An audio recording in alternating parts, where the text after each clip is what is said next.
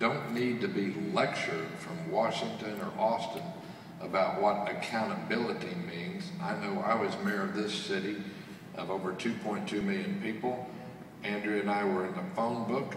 If you're on the school board, if you're a county commissioner, you're a city council member, you're a mayor, you know what accountability means. You live among your neighbors, isn't that right?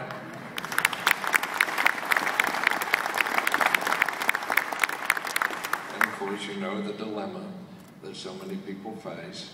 Every survey for decades has shown in this state and others that people want improvements and innovation in the education system. They're aware that nothing is more important to the future of our economy than educating our young people and adults. And they want you to do it, and they want you to do it well, and they want you to keep up and go forward and compete with other countries using technology. They want you to recruit the best and the brightest in our public classrooms, and they want you to spend less money doing it. So thank you for this difficult service that the school board members and for the professionals, the superintendent, many of whom appeared on stage and were recognized. I respect what you do.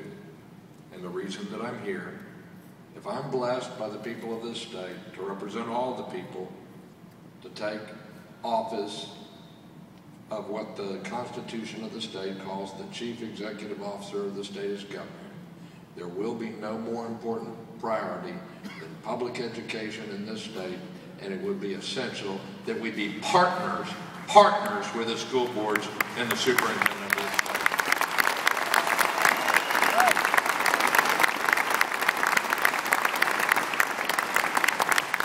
Partnership means you listen and don't just lecture. Partnership means that as governor, I will veto bills with unfunded mandates on our local school districts.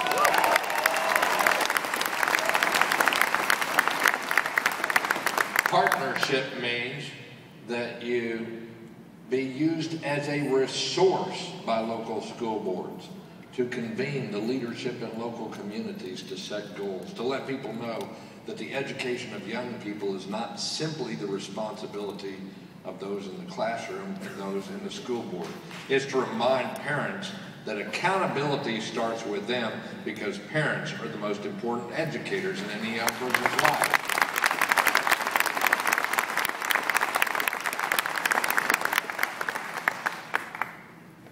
It's to consult with members of school boards and superintendents and work with them as partners in deciding for the strategy and the path forward in applying for federal grants to help our schools. Because ultimately, those who bear the responsibility for decisions and bear the consequences of the decisions should be at the table when those decisions are made. And you can judge for yourself and share with the people you represent and your fellow board members and those who you work with, whether you felt as full partnership during the last 9.5 years of our government. You know, something is wrong. Leadership is not dividing this state into blue teams and red teams and no teams at all and playing people off against each other. Leadership, whether you're on a school board or you're a mayor, whether you're a governor, whether you're representing people in the legislature or Congress, should be bringing people together to get things done. And I tell you, I've traveled across this state and I haven't met a single Texan who believes that it is acceptable that we're 49 out of 50 states in the percentage of our adults with a high school diploma. We must do better than that. It must take a commitment for all the public in this state. It is not just the responsibility for one classroom teacher or the school board. It's a commitment. Unless leadership sets the priorities of where we want to go, marshal the public opinion and resources to give you the assistance that you need, we will not be able to move forward. But I think Texas is a proud state. I don't think that we like to be 49th in anything, do you? And if this state and the people of this state do understand the significance of the competition we're in, the global competition for great jobs, the global competition for highly skilled workers, then we will be able to move forward. I will tell you, I've had forums across the state. School board members and superintendents, principals, educators, and parents have attended those forums. They shape some of the principles and tenets of the education plan that I put forward. Some of the details won't be mandated. When I mention each of these things, you'll see they're not mandates, there's a sense of direction. Because after all, anybody who's managed an organization before knows that you can only make progress if there's real buy-in. Only a career politician would think that you could actually sign a law saying no child is left behind and then it magically happens, right? Anybody who's managed anything knows that it takes an organization and a game plan to get that done. Here are 5 tenets. First, you all know what educational researchers tell us, that you have to start young. That's why I would support and I would sign the bill for expanded pre-K education, for full-day pre-K for those who are going into school. A broad-based business coalition with bipartisan support passed that legislation. Current governor vetoed that legislation. I will sign that legislation. I expect it to be at my desk.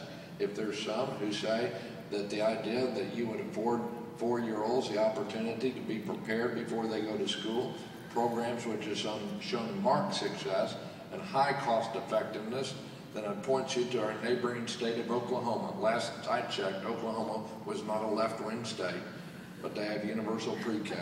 And if you look at the countries we compete with all over the world, they understand the importance of preparing people with the voluntary programs where you could have pre-K. It is especially important in families where English is a second language spoken at home.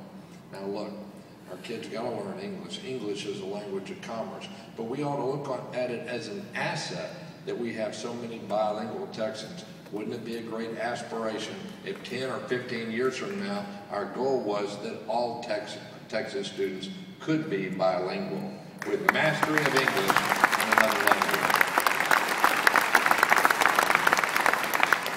The second tenet is that we need those on our education commissioner, the State Board of Education. I would like them focused more on putting technology in the classroom in a way that you want to use it with the equipment and the needs and the infrastructure you need, so that we make information more accessible and more affordable to school districts. And I'd ask them to cease and desist trying to put politics in the curriculum of our state. We need more technology, more tools, and less political intervention and interference. Third, we need to be realistic about the dropout rate and look at what the causes are and look at what works and duplicate what works. Just within this community, my wife and I, my wife Andrea, dedicated to the public schools. She and a friend of ours started some years ago something called, and it's now called Houston A+ Challenge. At the time, we didn't even own a house. We were renting a house after I'd left government service. And within the last 14 years, it's raised over $120 million in private funds to help and assist the public schools of this community. Through teacher training, working with school districts, creating a high school of the future, not just doing a pilot program on this or that, but looking at what we can do in order to create throughout a feeder system a culture of excellence and nurturing and support the educators in our community. Well, we had the idea when I became mayor that we wouldn't just leave it to the classroom teachers. They have a day job. And there's many people that drop out of school, and if they're like in many classroom teachers like my mom, it's not just a day job. Or my oldest son, who I'm proud to say, his first one, he's 23, the other 2 are in school, and he chose a career to make a difference. He's a middle school science teacher, okay? But I talked to him on the way over here about the Cowboys game, and then he was complaining because